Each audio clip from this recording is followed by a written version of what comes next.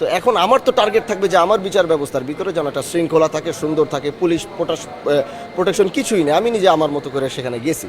তো যাওয়ার পরে আমার বিচার ব্যবস্থার একটা সিস্টেম হচ্ছে যে আমি যখন কোনো বিচারে বসি, আমি এমপি হিসাবেও বসি না, আমি কোনো দল মত নির্বিশেষে আমি বিচারটা এমনভাবে বসি যে এখানে যেন কোনো দলীয় কিছু যেন না থাকে। তো এই যে বিচারটা আপনি দেখলেন, এটা ওরা প্রায় 15-20 দিন 1 মাস যাবত আমার পিছনে, যে এটা আপনি ছাড়া আমরা মানবই না, এই বিচার আপনি ছাড়া আমরা কোনোভাবে গ্রহণ করব না। তো আমি ঘুরাচ্ছি, তারাও ওয়েট করতেছে, এটা সমাধানও করে না আমার জন্য। তো আমি একদিন সময় বের করে পরে একদিন ওই বিচারে বসে ঠিক আছে আমি থাকবো। তো আমি ওই বিচারে গেলাম, একদম সবাই সবার মতো করে একদম জনসাধারণ হিসাবে আমি সেখানে বিচার ব্যবস্থা কায়েম করি। আর আমার যেহেতু তারা সেখানে জোর করে নিয়ে গেছে, আমি একজন সংসদ সদস্য হিসাবে আপনি জানি না যে এরকম গ্রাম্য সালিশে এখনও সংসদ সদস্যরা ওইভাবে যায় কি না, কিন্তু আমি চেষ্টা করি মানুষের পাশে গিয়ে মানুষের সমাধানটাকে তারা ভালো থাকে, একটু সুস্থ থাকে, খুশি থাকে।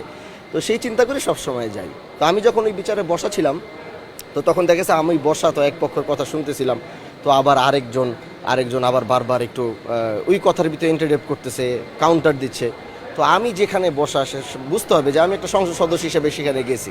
তো আমি ওখানে আমার একটা সব কিছুর পরে আমার সামনে যদি কেউ একটু কথা বলে, সে অবশ্যই বলতে হলে সাবলীল ভাষায় একটু বলতে হবে বা জিনিসটা যেন সুন্দর থাকে। কিন্তু এক পক্ষের কথা শুনতে শুনতে যখন বারবার আর আরেক দিক মানে কথা মানে একটু উচ্চ স্বরে কথা বলতেছে, এই তুমি এটা করছো কিনা, তুমি এত কথা বলো কেন, তুমি এত কথা বলো কেন, এগুলো যদি আমি সংসদে আমি বলবো যে ভাই তুমি থামো, বলো, দুনো পক্ষেই শুনতে, এক পক্ষ শেষ করবে আরেক পক্ষ বলবে। তো এই বিষয়ে তখন আমার মেজাজটা একটু একটু বিচার ব্যবস্থায় আপনি দেখবেন, যখন একটা বিচার আপনার নিয়ন্ত্রণ, যখন ভালো হলেও এটা আমার উপরে আসবে, খারাপ হলেও এটা আমার উপরে আসবে, কারণ কে, এমপি সাহেব নিজে আসছে এখানে বিচার করতে। তো সেই ক্ষেত্রে যখন উনি বারবার এই কাউন্টার, তখন আমি তাকে একটা ধমক দিয়ে বললাম যে মেয়ে তুমি চুপ করো, তুমি বারবার কেন কথা বলতেছো, তুমি এখানে এই বিষয়টাই মনে করেন।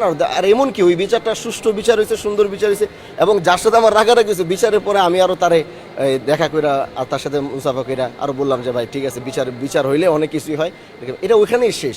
কিন্তু ওই যে ক্লিপটা আমি আবার তখন বলছিলাম, ওইখানে দুই একটা ক্যামেরা হয়তো চলছে, আমি বলছি দেখো ভাই, এটা একটা সুন্দর মীমাংসিত বিচার হয়ে গেছে, খবরদার এই সব ভিডিও যেন সোশ্যাল মিডিয়াতে না আসে, কারণ এগুলো আসলে দেখা গেছে তিলকে তাল বানানোর জন্য অনেক মানুষ থাকি, স্বাভাবিক।